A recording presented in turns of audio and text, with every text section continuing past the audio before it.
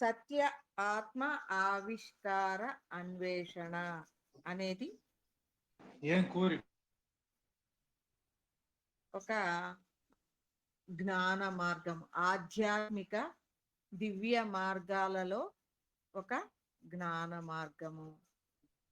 ఏదైతే సత్యమై ఉంటుందో, అంటే సమస్తములో సత్యమై ఏదైతే ఎప్పటికీ కూడా మార్పు చెందకుండా అనంత కాలం నుంచి ఉందో, ఈ సమస్తాన్ని నడిపిస్తూ ఉందో, అదే ఆత్మ.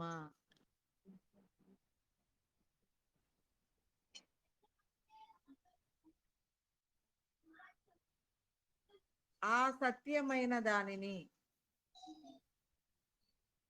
మనము తెలుసుకోవాలి. ఎందుకు, ఏమిటి, ఎలా, ఏంటి ఆ సత్యమైనది, ఎలా ఉంది, మనం ఎందుకు తెలుసుకోవాలి?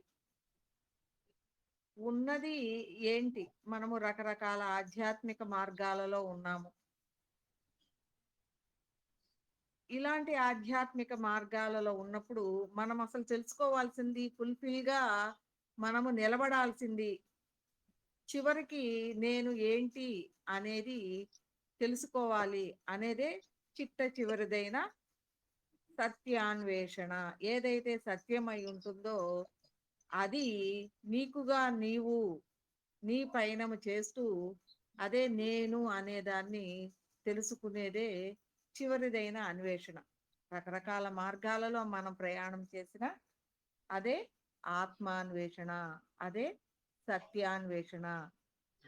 ఇదైన మార్గంలో మనము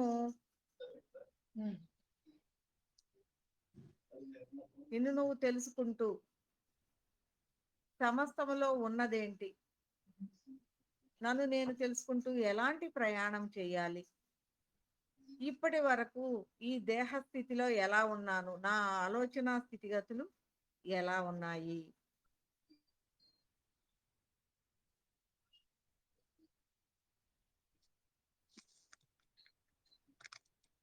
నా ఆలోచన స్థితిగతుల్ని ఈ దేహ స్థితిలో ఉన్న నేను నాకు పూర్తిగా అర్థం కాని విధంగా నేను సఫర్ అవుతూ ఉన్నాను. ఎందుకు సఫర్ అవుతున్నాను? నా చుట్టూ ఉన్న సమాజంలో, కుటుంబంలో, ఈ వ్యవస్థలో అర్థం కాని విధంగా నా ఆలోచనలు కరెక్టా కాదా, లేదు ఎందుకు నాకు ఇంత సమస్య అనేది మన మనసులో ఉందా, మన చుట్టూ ఉందా, భగవంతుడు అనేవాడు ఎలా మనతోటి ప్రయాణిస్తున్నాడు, భగవంతుని కొలుస్తున్నాము, భగవంతుడు మనతో ఎలా ప్రయాణిస్తున్నాడు, ఆ భగవంతుడితో అనుసంధానం ఎలా అవ్వాలి, నా ప్రయాణంలో నేను తెలుసుకోవాల్సింది ఏమిటి, ఇలా ఎన్నెన్నో ఆలోచనలు మనని సతమతం చేస్తూ ఉంటాయి. అంటే ఆధ్యాత్మికమే చెయ్యాలి అంటే ఇలాంటి ఆలోచనలు ఉంటేనా అంటే కాదు. మన జీవన విధానంలో మన మనసులో ఏదో ఒక ఆలోచన ఫుల్ఫిల్గా లేము అంటే, ఒక పరిపూర్ణమైన స్థితిలో మనం లేము, ఒక తపన, ఏదో తెలుసుకోవాలి అన్న తపన, ఇది ఇది అనేది కూడా అర్థం కాదు. ఎక్కడ ఏది చేసినా ఆ సంతృప్తి అనేది పూర్తిగా పొందలేకపోతున్నాం. అది ఏంటి అనేది మనకు అర్థం కాదు. ఎందుకు అంటే మనకి పుట్టిన దగ్గర నుంచి దేహము, దేహ వాంఛలు, దేహముతో ఉన్న కోరికలు, ఈ దేహముతో ముడిపడినయే తప్ప మనకి లోపలి దాని గురించి సరైన గైడెన్స్ లేక, సరిగా దాన్ని అందించి ఎలాంటి స్థితిలో మనని భగవంతుడు నడిపిస్తున్నాడు అనేది ఆ గైడెన్స్ లేక, ప్రతి వాళ్ళు చెప్పే దాని మీద దృష్టి పెట్టటం, మన చుట్టూ మనము రకరకాలైన ఆలోచనలతో అల్లుకోవటం, ఆ ఆలోచనలు అర్థం కాక సతమతం అవ్వటం, 10 మంది దగ్గరికి వెళ్తే 10 మంది 10 రకాలు చెప్తూ ఉంటారు, అందులో ఏది కరెక్టు అనేది మనం నిర్ణయించుకోలేక మన ప్రయాణము ఎటో అంటే ఈ ఆధ్యాత్మిక మార్గాల దాకా వచ్చేసారు. అంటే ఎందుకు వచ్చారు? మీ లోపల ఉన్న మీ లోపల ఉన్న సోలు తనని తాను తెలుసుకోవటానికి అంటే తనలో ఒక అసంతృప్తి. ఎందుకంటే ఎక్కడా కూడా తాను తృప్తిగా ఇది అనేది తెలుసుకునే పరిస్థితి అంటే కొంతమంది ప్రయత్నం చేయొచ్చు, చేయకపోవచ్చు. కానీ వాళ్ళలో ఉన్న ఆ జీవాత్మ అనేది డెఫినిట్‌గా మన దేహానికి అర్థమైనా, అర్థం కాకపోయినా తన ప్రయాణాన్ని అది చేస్తూ ఉంటుంది. తన ప్రయాణాన్ని. కొన్ని మన ఆలోచనలను గూడా మనకి తెలియచేసి, ఆ లోపలిది మనని అనేక విషయాలని మన దాకా తీసుకొస్తుంది. మనం అనుకుంటూ ఉంటాము, ఇవన్నీ మనమే చేస్తున్నాము. అంటే దేహంతో గదా మనకలవాటు అనేది బాగా మనకి అలవాటైపోయింది. ఇదైన మార్గంలో ఏదైతే అసలైనది ఉందో, ఏదైతే సత్యమై ఉందో, దానిని ఎలా తెలుసుకోవాలి అనేది మనము ఒక్కొక్కటొక్కటిగా ఒక్కొక్క స్టెప్పుగా మనము ప్రయాణం చేస్తూ, దాని గురించి తెలుసుకుంటూ, మన ప్రయాణములో ఇప్పటి వరకు దేహముతో ఉన్న అవగాహన నుంచి ఆత్మ యొక్క అవగాహనలలోకి ప్రయాణించే స్థితిగతులను పెంచుకుంటూ ప్రయాణం చేస్తాము. ఇదైనా సత్యాన్వేషణలు. ఎందుకు ఈ ఆధ్యాత్మికము అందరూ కూడా రకరకాల ఆధ్యాత్మిక మార్గాల్లో ఎందుకు నడుస్తున్నారు? దేనికోసం? ఎప్పుడైనా ఈ జన్మ పరంపరలు అనేక జన్మలు తీసుకుంటూ వస్తూ ఉన్నాం మనం. అనేక జన్మలలో అనేకమైన అవగాహనలతో అనేక దేహాల ద్వారా ప్రయాణిస్తున్న మనము ఎప్పటికైనా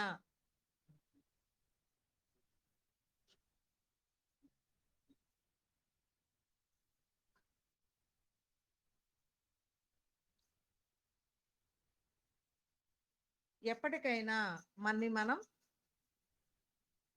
తెలుసుకోవాల్సిందే అనే అవగాహన మనలో ఒక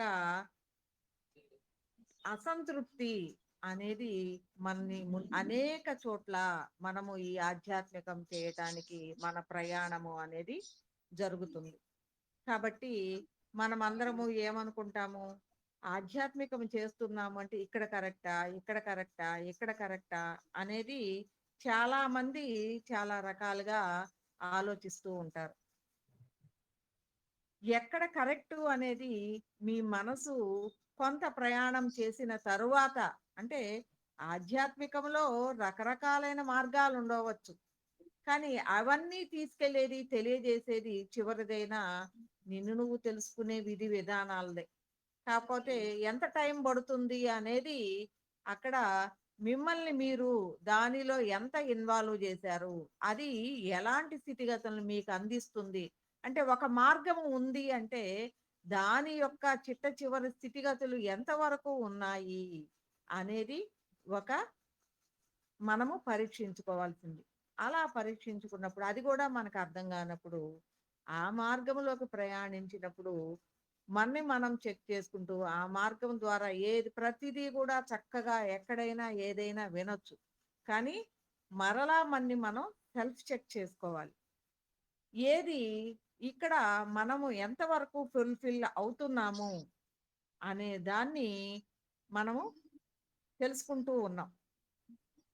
అలాగా ప్రతి చోట అనేక విషయాలు తెలుసుకుంటూ ఇది అనే ఒక వివేకము అనేది మనలో వస్తుంది. అలా అనేక విషయాలను అనేక మార్గాలలో అనేక విషయాలను తెలుసుకున్నప్పుడు మీకు ఏది కరెక్టు అనే దాన్ని అంటే ఆధ్యాత్మిక మార్గాలు తప్పు అని కాదు.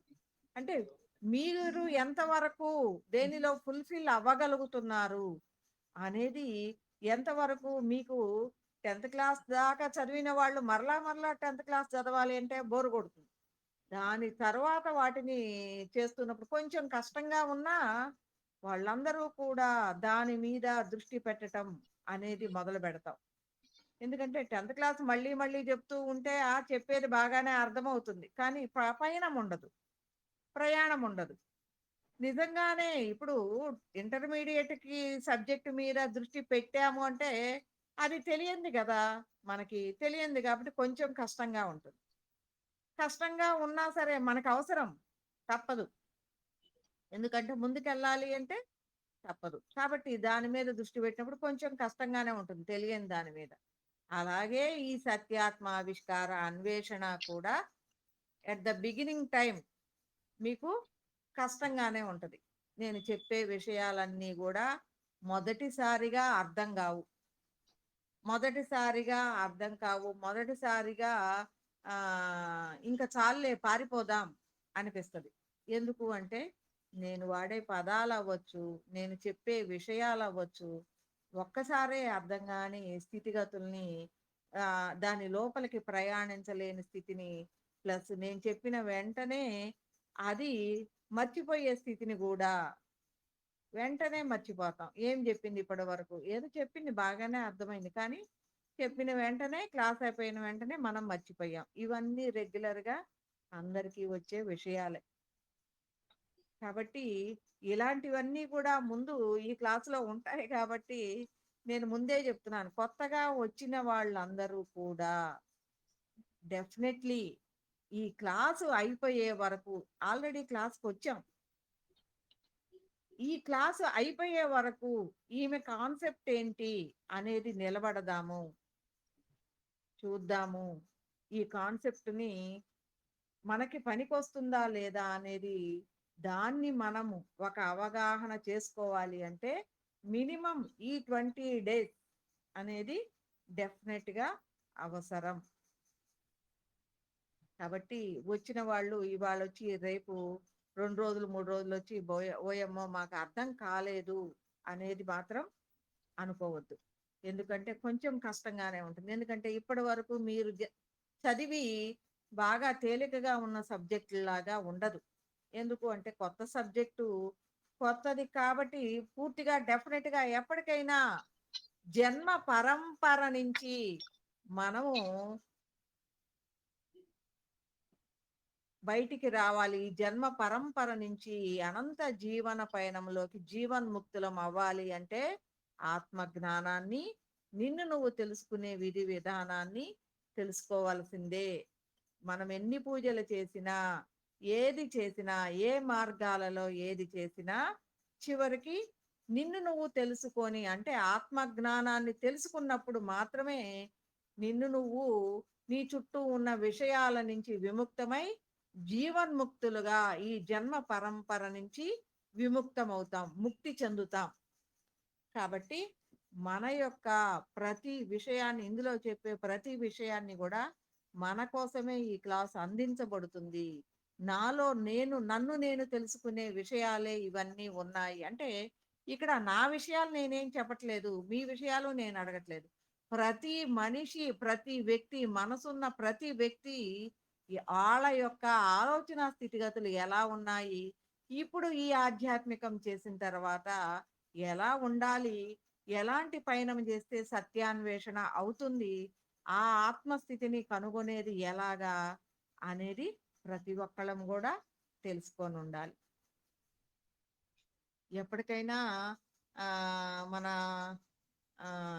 వాళ్ళు అంటూ ఉంటారు. ఆధ్యాత్మికం అనేది చేయకపోయినా ఎన్ని జన్మలెత్తినా ఎప్పుడూ గూడా జీవ పరిణామ క్రమంలో ముందుకెళ్తూనే ఉంటాం గదా! అంటే ఎళ్తూనే ఉంటాం డెఫినెట్‌గా.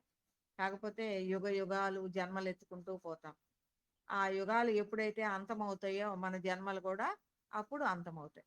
కానీ ఈ జన్మ పరంపర నుంచి ఈ దేహము యొక్క స్థితిగతుల నుంచి మరలా మరలా దేహము తీసుకోకుండా ఉండాలి అంటే సత్యమైన అవగాహన యొక్క అవగాహన మనకు కలిగి ఉండాలి.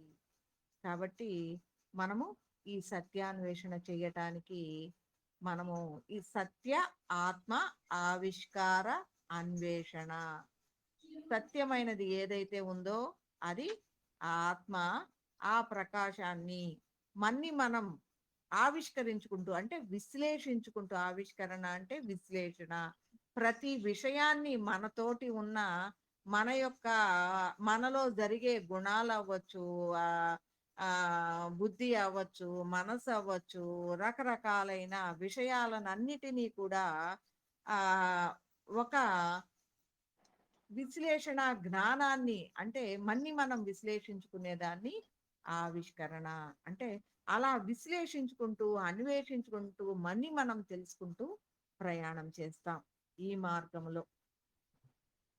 దాని ద్వారా భగవంతుడంటే ఎవరు, ఈ రూపాలన్నీ ఏంటి, మన చుట్టూ ఉన్న దైవము ఏ రూపాన్ని మనం పూజించాలి, క్రీస్తు గొప్పవాడా, అల్లా గొప్పవాడా, లేదు ఆ మన హిందూ ధర్మం ప్రకారం ఇంతమంది దేవుళ్ళు ఉన్నారు, వాళ్ళకంటే ఒకళ్ళే ఉంటారు, ఇంతమంది దేవుళ్ళు, మనం ఎవరు గొప్పవాళ్ళు, ఈశ్వరుడు గొప్పవాడు, ఇలాగా మనకు అర్థం కాని పరిస్థితిలో పరమేశ్వరుడు, విష్ణుమూర్తి, బ్రహ్మ, ఇంకా ఎంతో మంది దేవతలు ఏంటి, లేదు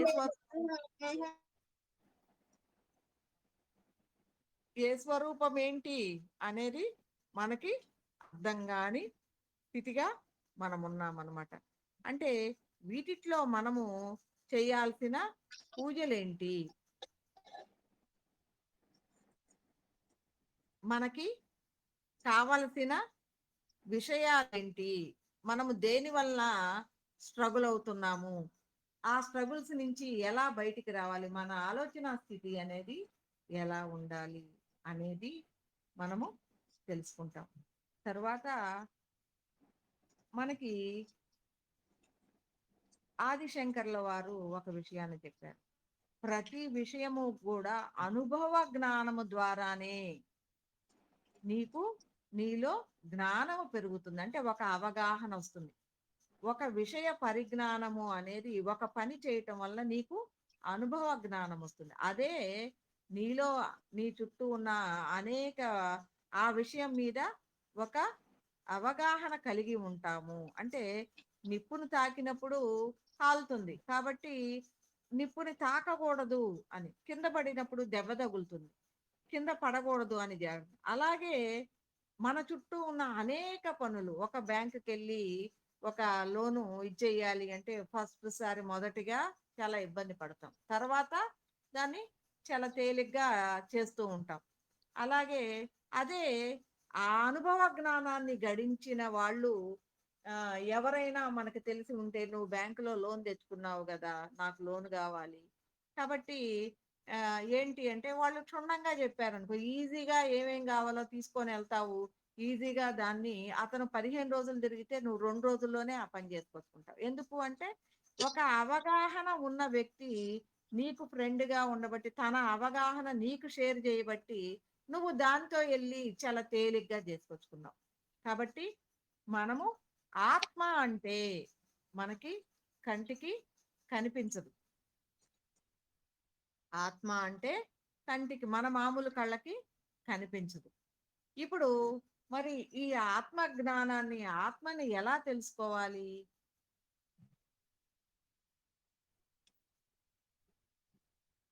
అనే అవగాహన మనకి కావాలి. ఎలా ఆత్మ జ్ఞానాన్ని, మనం ఎన్నైనా ఏదైనా చేయొచ్చు అన్ని విషయాలు, కానీ తెలియని దాన్ని, కనపడని దాన్ని మనం భావన చెయ్యాలి అని అంటే మనకి ఆ భావన దొరకదు. అది తెలియని నేను ఎలా అర్థం చేసుకోవాలి? నేనెప్పుడూ బయటికెళ్ళలేదు, కాశీకెళ్ళాలి అనుకున్నాను. ఇప్పుడు అదే నిజంగా నేనొక్కదాన్నే వెళ్ళాలి అనంటే, నేనెప్పుడూ ఏ బస్సులు, ట్రైన్‌లు ఏది ఎక్కలేదు గాబట్టి, కాశీకి వెళ్ళాలి అనుకున్నప్పుడు ఏదో కొంతమందిని అడిగి తెలుసుకొని ఎళ్ళొచ్చిన ఆళ్ళని అడిగాను. ఎంతో కష్టపడి అయన్నీ ఎళ్ళి అక్కడ అదంతా ఎతుక్కుంటూ జూసినా, నాకు కాశీలో విశ్వేశ్వరుని యొక్క ఆహ్, ఆ గొప్ప ఆ క్షేత్రంలో ఉన్న విశిష్టమైన స్థితిగతులు ఏమీ నాకు తెలియవు. కానీ ఎళ్ళాను, దేవుడిని దర్శించుకున్నాను, వచ్చాను. అక్కడికిక్కడ కష్టపడి తిరిగాను అనుకుంటాను. కానీ నిజంగా అక్కడ ఆ క్షేత్ర విశిష్టత తెలిసిన వ్యక్తి నిన్ను తీసుకెళ్ళినప్పుడు, ఆ క్షేత్రంలో ఉన్న ఆ విశ్వేశ్వరుడి యొక్క ఆ లీలలు, ఆ విశాలాక్షి యొక్క లీలలు, అన్నపూర్ణాదేవి లీలలు, ఆ కాలభైరవుడి లీలలు, ఆ యొక్క క్షేత్రం యొక్క ఆ ప్రతిష్ట అక్కడ జరిగిన ఆహ్, సనాతన కాలం నుంచి ఎంతో గురువుల యొక్క పాద అడుగుల యొక్క ఆహ్, ఆ పవిత్రత అనేది తెలిసిన వాళ్ళతో వెళ్ళినప్పుడు అడుగడుగు కూడా మనకి ఆనందమయమవుతుంది. అలాంటి ఆనందమయమైన అంటే అనుభవ జ్ఞానం ఉన్న వాళ్ళ ద్వారా మనం వెళ్ళినప్పుడు మనకి అది ఆనందమయమవుతుంది. అలాగే మనము ఈ జ్ఞాన మార్గములో ఆ ఈ ఆత్మాన్వేషణలో నిన్ను నువ్వు తెలుసుకుంటే ఆత్మ జ్ఞానము. సమస్తాన్ని అంటే నీ చుట్టూ ఉన్న అనేక స్వరూపాలని తెలుసుకుంటే బ్రహ్మ జ్ఞానము. అంటే మనము ఆత్మతత్వాన్ని, పరబ్రహ్మ తత్వాన్ని తెలుసుకుంటూ ఆత్మ జ్ఞానము, బ్రహ్మ జ్ఞానము తెలుసుకోవాలి అంటే ఎలా తెలుస్తుంది? పుస్తకాలు చదివితేనో, లేకపోతే ఆహ్, ఇంకెవరో చెప్తేనో, లేదు అంటే యూట్యూబుల్లో చెప్తుంటేనో మనము వింటూ ఉంటాం. పెట్టేస్తూ ఉంటాం. వింటూ ఉంటాం. పెట్టేస్తూ ఉంటాం. మధ్యలో ఏయన్నా పనులొచ్చినప్పుడు వెళ్ళిపోతూ ఉంటాం. కానీ అలా కాకుండా ఆ ఆత్మాన్వేషణ చేసిన గురువు తన యొక్క అవగాహనతో, అంటే ఆ కనపడని అవ్యక్తము, అదృశ్యము అయిన ఆ ఆత్మ యొక్క స్థితిగతుల్ని తాను ప్రయాణించి అవగాహన చేసుకొని, ఆ అవగాహనలతో మిమ్మల్ని లోపలికి తీసుకెళ్తూ ఇది అనే అవగాహన స్థితిగతుల్ని తాను కలిగి ఉండి, ఆ మార్గములో ముందుకు నడిచి ఉన్నారు కాబట్టి, ఇది ఇలా ఉంటుంది. ఈ అవగాహన ఇలా ఉంటుంది. ఈ అనుభూతి ఇలా ఉంటుంది. ఈ స్థితిగతులు ఇలా ఉంటాయి. ఇలా రజ్జు సర్ప భ్రాంతి నుంచి అంటే మనము వెలుగులో కళ్ళుతో చూసుకుంటూ చుట్టూ కనపడే వాటిని చూసుకుంటూ ప్రయాణం చేస్తున్నాం. కానీ ఆత్మాన్వేషణలో మనకేది కనపడదు. తెలియదు. అవ్యక్తము, అదృశ్యము. అన్నీ ఎలా ఉంటుంది? భ్రాంతిమయం. నేను కరెక్ట్‌గానే వెళ్తున్నానా? నేను కరెక్ట్‌గానే చూజ్ చేసుకుంటున్నానా? పుస్తకం చదివి ఇది ఇలా ఉంటుందా? అలా ఉంటుందా? అనే రకరకాల అనుమానాలతో రకరకాలైన ఆహ్ భ్రాంతిలోకి గురి అయ్యే కంటే, ఆ మార్గములో ప్రయాణించిన గురువుని పట్టుకోవటం ద్వారా, గురువు మీద దృష్టి పెట్టటం ద్వారా, ఆ అన్వేషణ చేయగలిగి ఆత్మ యొక్క తత్వాన్ని అవగాహన చేసుకొని, ఆ మార్గములో ఆ గురువు ద్వారా మనం ఆ చెయ్యి పట్టుకొని ప్రయాణించటం ద్వారా, మనము చాలా తేలికగా అదృశ్యమైన, అవ్యక్తమైన దానిలోకి ప్రయాణిస్తూ ఇది అనేది మన ముందు వాళ్ళు చెప్పారు కాబట్టి, ఓహో! ఇది అనేది మనం తెలుసుకుంటూ ప్రయాణం చేయాలి గాబట్టే, ఆత్మ జ్ఞానము అనేది ఒక గురువు యొక్క హృదయము ద్వారానే ప్రయాణించాలి అనేది ఇంతకు ముందు ఆత్మ గురువు మాత్రమే మిమ్మల్ని జన్మ పరంపర నుంచి దాటించగలరు అనేది సనాతనము నుంచి వస్తున్న సాంప్రదాయం.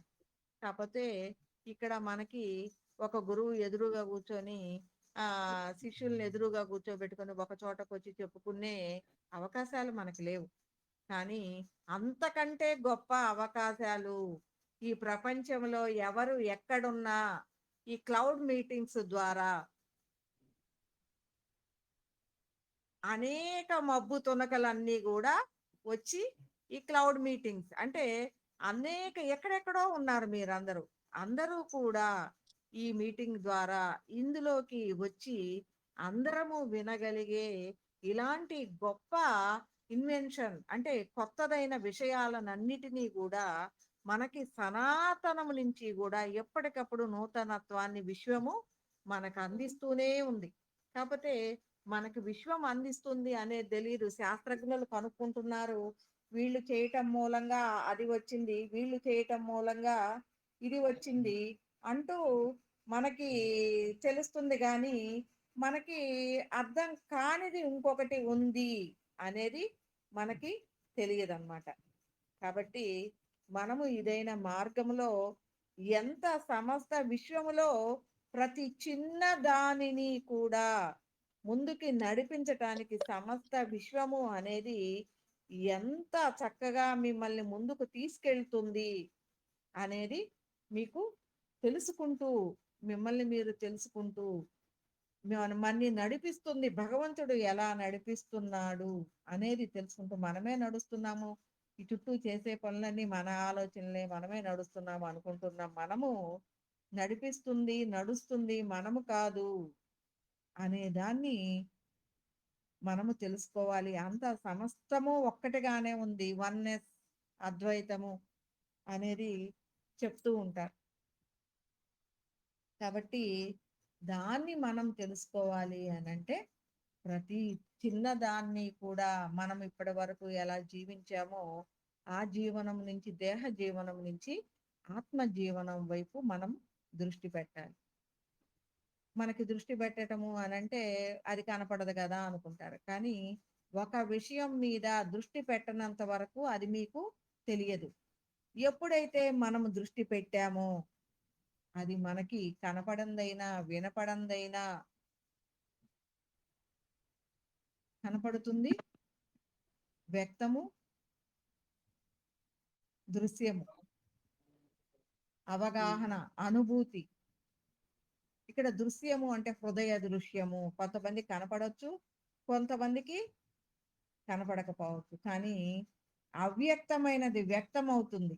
మనకు అవగాహన వస్తుంది. అనుభూతి పొందుతాం. అదృశ్యమైనది హృదయములో దృశ్యమవుతుంది. అంటే ఆ అనుభూతిని పొందుతాం అన్నమాట. ఇలాంటి విషయాల ద్వారా మనము ఈ జ్ఞాన మార్గములో, ఈ అనంతమైన జీవన పయనములో, అంటే ఈ జీవన పయనము అనేది అనంతము. ఎన్నో జన్మలుగా మనము అనేక దేహాలను తీసుకుంటూ వస్తున్న మనము మనలో అనేక దేహాలతో అనేక అనుభవ జ్ఞానాలని కూడా మనలో ప్రకాశంగా తెచ్చుకున్నాం.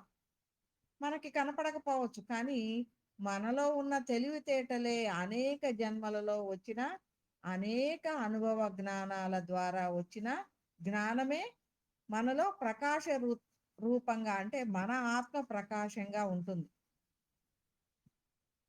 అంటే అనేక విషయాల మీద మనం ఆలోచించేటప్పుడు వచ్చే స్పందనలే మన యొక్క ప్రకాశం యొక్క, కొంతమంది చాలా త్వరగా గ్రహించగలుగుతారు. కొంతమంది తక్కువగా అంటే దృష్టి పెట్టటము కూడా తక్కువగా ఉంటుంది. ఎందుకు అనంటే మన చుట్టూ అనేక జన్మలలో వచ్చిన వాసనా బలాలు. వాసనలు అంటే ఏంటి? అజ్ఞానము. జ్ఞానము ఏదైనా అనుభవ జ్ఞానాల ద్వారా వచ్చే ప్రకాశము ఉంటుంది. అనుభవ జ్ఞానం లేకుండా హెచ్చుగా మనలో ఉన్న అరిషడ్ వర్గాల ద్వారా అహంకార పోకడలతో మనం తెచ్చుకునే అజ్ఞానము కూడా మనతోటే ప్రయాణిస్తూ ఉంటుందన్నమాట. అవే వాసనా బలాలు, అవే ప్రభావాలుగా మన యొక్క వ్యక్తిత్వాన్ని, ఫలానా వీళ్ళు అంటే వాళ్ళ వ్యక్తిత్వము అంటే వాళ్ళ మీద ఉన్న వాసనా బలాలు అవ్వచ్చు, వాళ్ళ మీద ఉన్న ప్రభావాలు, గుణాల యొక్క ప్రభావాలు అవ్వచ్చు, అరిషడ్ వర్గాల ప్రభావాలు అవ్వచ్చు. అది వాళ్ళ వ్యక్తిత్వం అవుతుంది.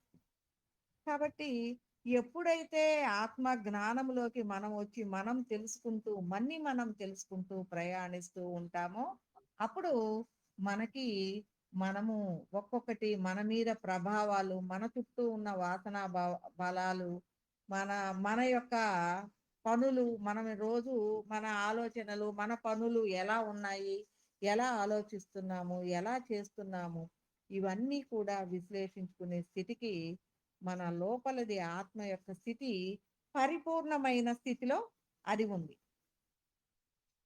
ఇప్పుడు మనం ఎలా ఉన్నాము?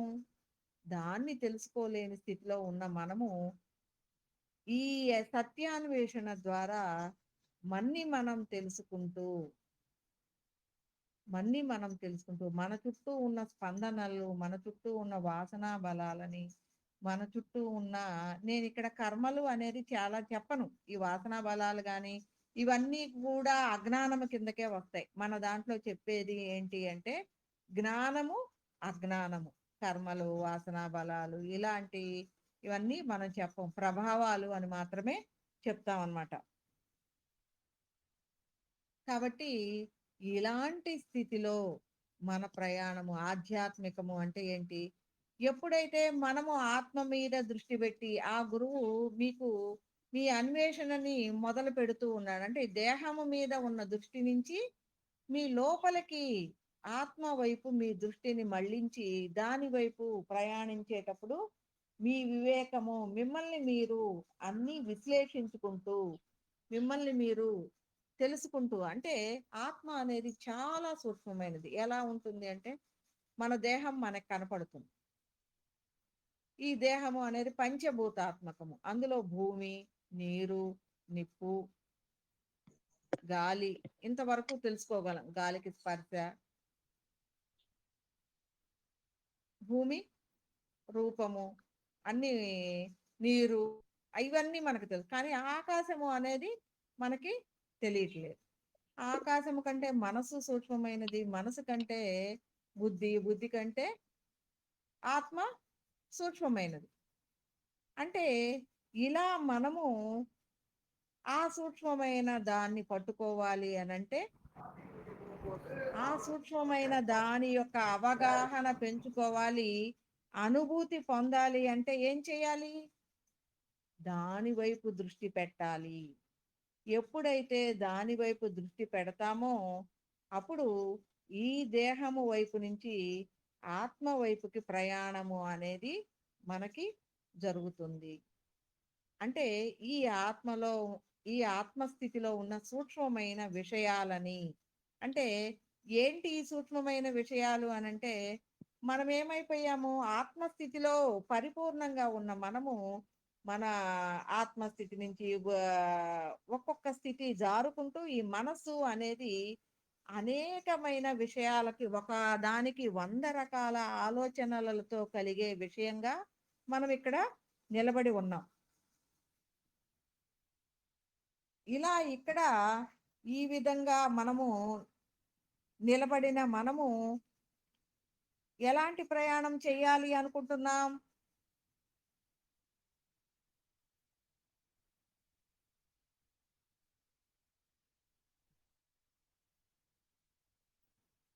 ప్రతి సూక్ష్మాన్ని అంటే ఈ ఆత్మ మీద దృష్టి పెట్టినప్పుడు మనము ఈ దేహము మీద దృష్టి పెట్టి ఈ దేహము చుట్టూ ఉన్న ఈ మనసు అనేది అనేక 100 రకాలుగా ఆలోచిస్తూ ఎలా ఉంటుంది అనంటే ఒక విషయాన్ని మనకి సరిగా అర్థం కాక ఇది చెయ్యొచ్చా చేయకూడదా అది చెయ్యాలా వద్దా ఇది చేస్తే లాభమా నష్టం ఇన్ని రకాల సతమతంతో మనం సతమతం ప్రతి విషయానికి ఓ 100 ఆలోచనలు మనసు కంట్రోల్ అవ్వదు. ఏదన్నా చిన్న స్ట్రగుల్ వచ్చింది అనంటే నిలబడలేక అంటే ఒక రకమైన నిద్ర పట్టక బాధ, దుఃఖము, బందీకృతంగా ఒక అశాంతిగా, విసుగ్గా అనిపిస్తూ ఉంటుంది. కాబట్టి ఈ మనసు చేసే ఈ పోకడల నుంచి మనము ఎక్కడి నుంచి వచ్చాం? ఆత్మస్థితి నుంచి ఒక్కొక్కటి జారుకుంటూ, జారుకుంటూ మళ్ళీ మనం తెలుసుకోని లేని స్థితిలో మనసుతో ఉన్నాం. ఇప్పుడు ఈ మనసు నుంచి మనము ఆత్మస్థితికి ప్రయాణం చెయ్యాలి. అంటే ఏమి తెలుసుకోవాలి? ఈ మనసు అనేది ఎలా, ఎన్ని రకాలుగా ఈ మనసు అనేది ఎన్ని రకాలుగా మార్పు చెంది ఎన్ని విషయాల నుంచి మన్ని వికలం చేస్తూ వచ్చిందో ఈ మనసు నుంచి ఒక్కొక్క విషయాన్ని వివేకంగా ఆలోచించుకుంటూ బుద్ధి స్థితికి జ్ఞాన స్థితికి స్వస్వరూప స్థితి అంటే హృదయ స్థితికి చిన్నగా ఆత్మస్థితికి మనము ఆ సూక్ష్మమైన అవగాహనలలో ప్రతి విషయాన్ని కూడా అర్థం చేసుకుంటూ ప్రయాణించే దీనినే ఆధ్యాత్మికము అని అంటూ ఉన్నాం. అంటే ఆత్మ యొక్క స్థితిగతుల్ని ఈ దేహం ఉండగానే దేహము ఆత్మతో లయం చేసే దేహము ఆత్మ యొక్క అవగాహనలు చేసుకుంటూ దానితో కలిసి ప్రయాణించే దాన్ని మనము ఆధ్యాత్మికంగా చెప్పుకుంటూ ఉన్నాం. ఆధ్యాత్మికాన్ని చాలా మంది చాలా రకాలుగా చెప్పుకుంటారు. జీవాత్మ పరమాత్మగా మారటమే ఆధ్యాత్మికమని, స్వరూపము స్వస్వరూపంగా మారటమే ఆధ్యాత్మికమని, దేహము ఆత్మతో లయమై ఆత్మ యొక్క విషయాలను తెలుసుకోవటం ఆధ్యాత్మికమని ఏదైనా చెప్పొచ్చు రకరకాలుగా. అంటే ఏదైనా దేహస్థితి నుంచి ఆత్మస్థితిని అవగాహన చేసుకుంటూ ఇలా ఈ పరమాత్మ స్థితి పరమ ఆత్మ అంటే ఏమి, ఇన్నాళ్ళు మనము పరమాత్మ అంటే ఏంటి, ఇహము అంటే మన లోపలిది, పరము అంటే మనకి వెలుపల ఉన్న ఆత్మ, లోపల ఉన్నది జీవంలో జీవుడిలో ఉన్నది జీవాత్మ, మనకి వెలుపల మనకి పరంగా ఉన్నది పరమాత్మ. పరంగా ఏముంది, అనేకమైన స్వరూపాల సమాహారమే పరమాత్మ. కాబట్టి ఆ పరమాత్మని కూడా తెలుసుకోవాలి అంటే అనేక స్వరూపాల యొక్క అవగాహనలు కూడా మనం పెంచుకుంటే, అంటే నన్ను నేను తెలుసుకోవటమే కాదు, నా చుట్టూ ఉన్న ఈ సమస్తాన్ని కూడా తెలుసుకోవటమే పరమాత్మ తత్వము, అదే బ్రహ్మ జ్ఞానము అనేది మనము చక్కగా ఈ మార్గంలో ప్రయాణిస్తూ తెలుసుకోవచ్చు. ఇప్పటి వరకు మీరందరూ కూడా అనేక విషయాల మీద దృష్టి పెట్టి ఉంటారు. కానీ నా రిక్వెస్ట్ ఏంటి అంటే, ఈ మార్గంలో ప్రయాణించి చక్కగా ఈ మార్గాన్ని మనము చక్కగా ఈ వచ్చాము, కానీ పట్టుకుందాము. ఈ మార్గంలో కొంత వచ్చి కూర్చున్నాం కాబట్టి దాని లోపలికి ప్రయాణిద్దాము, దాన్ని నిజంగా ఆత్మ స్థితిని అవగాహన చేసుకుందాము అనే గట్టి నిర్ణయాన్ని తీసుకొని ప్రతిరోజు క్లాస్కి రండి. ఎందుకంటే మీరు ఇప్పటి వరకు తెలుసుకున్న సబ్జెక్ట్ కంటే ఇది కొంత భిన్నమైనది, మీకు త్వరగా అర్థం కాదు. కాబట్టి రెగ్యులర్గా క్లాస్కి రండి. క్లాసుకు వచ్చిన రోజు మీకు వెంటనే మీకు ఇందులో ఉన్న నేను ఏదైతే ఇప్పటి వరకు చెప్తానో క్లాసు, ఆ క్లాసుని మీకు ఇస్తాను. మీకు టెలిగ్రామ్లోను వాట్సాప్ గ్రూప్లోను మీకు వస్తాయి. కాబట్టి మీకు ఆ రికార్డెడ్ది ఉంటుంది. రేపు క్లాస్కి రాబోయేటప్పుడు క్లాసు వినేటప్పుడు అంతా బాగానే అర్థమైనట్టు ఉంటుంది, కానీ మరలా ఒక్కసారి రేపు క్లాస్కి రాబోయేటప్పుడు నేను ఏదైతే చెప్పానో దాన్ని విని రండి. అప్పుడు ఇంకా ఏదైతే మీరు స్కిప్ అయ్యారో, నేను చెప్పేటప్పుడు స్కిప్ అయ్యారో, లేదు రేపు నెక్స్ట్ క్లాస్కి చాలా కొంత ఈజీగా ఫాలో అవ్వాలి అని అంటే ఒక్కసారి వినండి. రేపు సాయంత్రం 9 లోపు ఇవాళ నేను ఇప్పుడు ఇచ్చే ఈ క్లాసుని ఇంకొకసారి వినిరండి. ఎందుకు అంటే అలా వినటం మొదలు పెడితే దాన్ని త్వరగా, ఎందుకు అంటే ఇది ఆత్మ జ్ఞానము, ఇది అవ్యక్తము అదృశ్యము. అంటే ఇక్కడ ఈ ఆత్మ జ్ఞానములో మనని ప్రయాణింపచేస్తుంది చెప్పే నేను మాత్రమే కాదు, ఇక్కడ సమస్తముని విశ్వాన్ని నడిపించే గురు పరంపర అనేది ఈ సత్యాన్వేషణలో ఏదైతే ఈ సమస్తాన్ని నడిపిస్తుందో విశ్వ జ్ఞాన స్వరూపులైన సమస్త విశ్వ హృదయ సద్గురువుల యొక్క సమాహారంగా ఈ జ్ఞాన విన్యాసము అనేది జరుగుతుంది. ఇక్కడ నేను ఏ పుస్తకము చదివి కానీ ఏ పుస్తకములోది చూసి కానీ నేను చెప్పటం కాదు, నా హృదయం నుంచి విశ్వ గురువుల హృదయం ద్వారా వాళ్ళు అందించిన జ్ఞానాన్ని ఈ దేహము ద్వారా నేను మీకు వ్యక్తం చేస్తున్నాను. కాబట్టి వాళ్ళ ప్రభావాలు రెగ్యులర్గా క్లాసుకి ఎందుకు రమ్మంటున్నాను అంటే, నేను ఎప్పుడైతే ఈ సబ్జెక్టు మొదలు పెడతానో వాళ్ళ యొక్క ప్రభావాలు కూడా మీ మీద ఉంటాయి. ఎందుకంటే నేను చెప్పాను, కాశీకి వెళ్తే అన్నీ తెలిసిన అతన్ని తీసుకొని వెళ్తే నువ్వు అది చూసి ఆనందించవచ్చు. అలాగే నేను ఎప్పుడైతే లైవ్ క్లాస్ చెప్తూ ఉన్నప్పుడు గనక మీరు ఉన్నట్లయితే ఆ విశ్వ గురువుల ప్రభావము అనేది మీ ఆత్మ మీ సోల్లో ఆ చైతన్యము, అంటే ఆల్రెడీ జ్ఞానం అనేది అందరిలో ఉంటుంది, ఉన్నది ఏకత్వమే, కానీ దాన్ని తెలుసుకోవటం. అంటే అది చైతన్యం చెయ్యటం. ఏదైతే ఈ స్వస్వరూప జ్ఞానం ఉందో, దాన్ని చైతన్యం చేసుకోవాలి అనంటే మన వల్ల కాదు. కానీ అది విశ్వగురువుల సమాహారమైన ఆ విశ్వ హృదయ సద్గురువుల యొక్క ప్రభావం వలన, అంటే వాళ్ళ ఏళ్ళు మనం పట్టుకుంటున్నాం. అన్నీ తెలిసిన ఆత్మస్థితిలో ఉన్న వాళ్ళని మనం పట్టుకోవటం ద్వారా మనము ఈ ప్రకాశములోకి, ఈ ఆత్మతత్వాన్ని త్వరగా తెలుసుకొని మనము ప్రయాణిస్తాము. కాబట్టి నా ఉద్దేశం ఏంటంటే ఇది సద్గురు పరంపర. అంటే సమస్త విశ్వము, వీళ్ళు వేరు, మంజుల వేరు, ఇంకొకళ్ళు వేరు, మీకున్న ఇంతకు ముందు గురువులు వేరు అనేది కాదు. ఇక్కడున్న సబ్జెక్టు అనేది మీరు ఇప్పటి వరకు పూజించిన దేవతలవ్వచ్చు, గురువులవ్వచ్చు, వారు ఇదైన దేహము ద్వారా మిమ్మల్ని జ్ఞానవంతుల్ని చేసేది తప్ప అది అన్యము కాదు అనేది ఒకటి తెలుసుకోండి.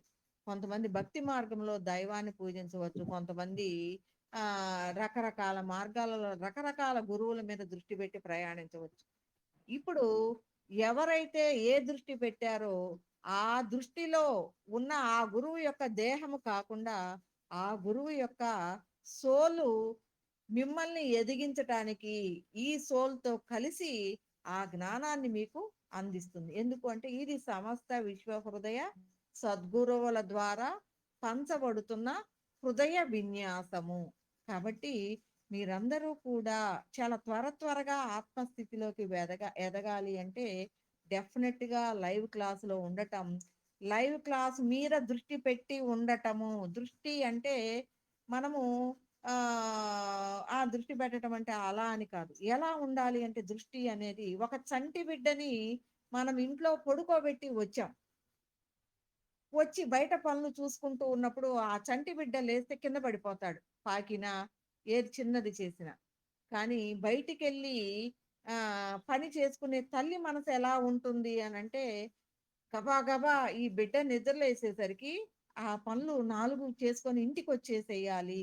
మళ్ళీ బిడ్డ లేస్తే నేను పనులు చేసుకోలేము, బయటికి రాలేను, బిడ్డనెత్తుకొని నేను రాలేను గాబట్టి అన్ని పనులు చేస్తూనే ఉంటది. కానీ ఆ తల్లి దృష్టి నిరంతరము గూడా బిడ్డ మీదే ఉంటది. అంటే ఆ అటాచ్‌మెంటు, అంటే ఆ దృష్టి అనేది అలా ఉండాలంటే భగవంతుడి మీద మీ దృష్టి అన్ని పనులు చేసుకోండి. మీలో ఇది చెయ్యొచ్చు, ఇది చేయకూడదు అనే ఏ నిషిద్ధము లేదిక్కడ. కానీ అన్ని పనులు చేసుకోండి. కానీ ఈ జ్ఞానం మీద, ఈ ఆత్మ జ్ఞానం మీద దృష్టి పెట్టండి. నా వాయిస్ ఏదైతే ఉందో అది విశ్వ సద్గురువుల యొక్క సమాహారంగా వచ్చే జ్ఞాన ప్రకాశము. కాబట్టి ఈ కొద్ది రోజులు ఈ ఈ వాయిస్ మిమ్మల్ని నడిపిస్తుంది అన్న విధంగా ఆ వాయిస్ మీద దృష్టి పెట్టినప్పుడు, ఎందుకు అంటే ఇది వినిపిస్తుంది గదా! కాబట్టి మీరు అన్ని పనులు చేసుకుంటూనే క్షణం మొదట్లో కొద్దిగా గుర్తు తెచ్చుకోవాల్సొస్తది. గుర్తు రాదు. కానీ గుర్తు తెచ్చుకోండి. గుర్తు తెచ్చుకొని దాని మీద దృష్టి పెడితే చాలా త్వరగా ఆత్మస్థితిని మనం పట్టుకోవచ్చు. ఎందుకు అనంటే ఆత్మస్థితిలో ఉన్న దాని మీద మనం దృష్టి పెడుతున్నాం. దాని మీద దృష్టి పెట్టినప్పుడు మనకి చాలా త్వరగా దాన్ని పట్టుకుంటాం. ఎందుకు అంటే మన చుట్టూ మనం చేసే పనుల్లో గూడా ఏదైతే ఆలోచనలో ఉంటుందో అది మన ముందుకొస్తుంది. దాని విషయాలు తెలుస్తూ ఉంటాయి. మీరందరూ గమనించుకోండి కావాలంటే. మనకి ఏదైనా ఒక ఆధ్యాత్మికం జెయ్యాలి, ధ్యానం నేర్చుకోవాలి అని అనుకున్నాం. అనుకున్నారంతే. మీ లోపల మనసు దాన్ని మొత్తం గేలమేసుకొనొచ్చి చాలామంది ఫోన్‌లు జేసి అక్కడ ధ్యానం ఉంది, లేదు పాంప్లెట్‌లొస్తాయి, లేదు టీవీలో ఇక్కడ మీరేదైతే కోరుకుంటున్నారో ఆ అడ్రెస్ ప్రకారం మీకు దొరుకుతుంది. అంటే ఆలోచన ఎవరిది? మీ లోపల ఉన్న మీ సూక్ష్మ దేహానిది. మీదే అనుకోండి. మీకు తెలిసింది మీదే గాబట్టి. కానీ అదేం జేసింది? మీకు తెలిసినా తెలియకపోయినా విషయాలు ఎక్కడెక్కడ ఏమున్నాయి అనేది సేకరించి మాధ్యమాల ద్వారా మీ దగ్గరికి తీసుకొచ్చింది. అలాగా మన లోపల ఉన్న ఆత్మ తృష్ణ అనేది మన్ని ఈ మార్గానికి ఇక్కడ దాకా తీసుకొచ్చింది అన్నప్పుడు ఈ మార్గాన్ని పట్టుకోవటము అనేది మీ యొక్క డెఫినెట్‌గా మీ చుట్టూ అనేకమైన అజ్ఞానపు పొరలు, అంటే నెగెటివ్స్ దీని నుంచి పక్కకి తీయటానికి మిమ్మల్ని ప్రెషర్ చేసినా, చుట్టాలొచ్చినా, ఇంకొకటొచ్చినా, వేరే పనులొచ్చినా, ఏదొచ్చినా అన్నీ 9 లోపలే 9 నుంచి 10 వరకు ఈ క్లాసు వినాల్సిందే. ఎందుకు అంటే జన్మ పరంపరలు ఇంకా ఎన్ని జన్మలెత్తినా దీనికోసమే మనం. జన్మ ఎత్తేటప్పుడు, జన్మ తీసుకునేటప్పుడు ప్రతి ఒక్క సోలు అనుకుంటది, ఈ జన్మలో నేనన్ని కష్టాలు పెట్టుకొనైనా సరే, ఆత్మ జ్ఞానాన్ని తెలుసుకోవాలి, పరిపూర్ణతను సాధించాలి అని జన్మ తీసుకుంటది. జన్మ తీసుకున్న తర్వాత మర్చిపోతున్నాం. జన్మ తీసుకునేదే ఇందుకు, కానీ మనకి పనులు అడ్డం వస్తున్నాయి. ఆత్మ జ్ఞానాన్ని, పరిపూర్ణతని తెలుసుకోవాలి అంటే, నేను సంపాదించేది అడ్డం వస్తుంది. నా అప్పులు కనపడుతున్నాయి. నేను ఎళ్ళాల్సిన పనులొస్తున్నాయి. చుట్టాలొస్తున్నారు. ఇవన్నీ కూడా మనకి అడ్డమొస్తాయి. ఇయన్నీ నువ్వు అడ్డం పెట్టుకున్నాయి.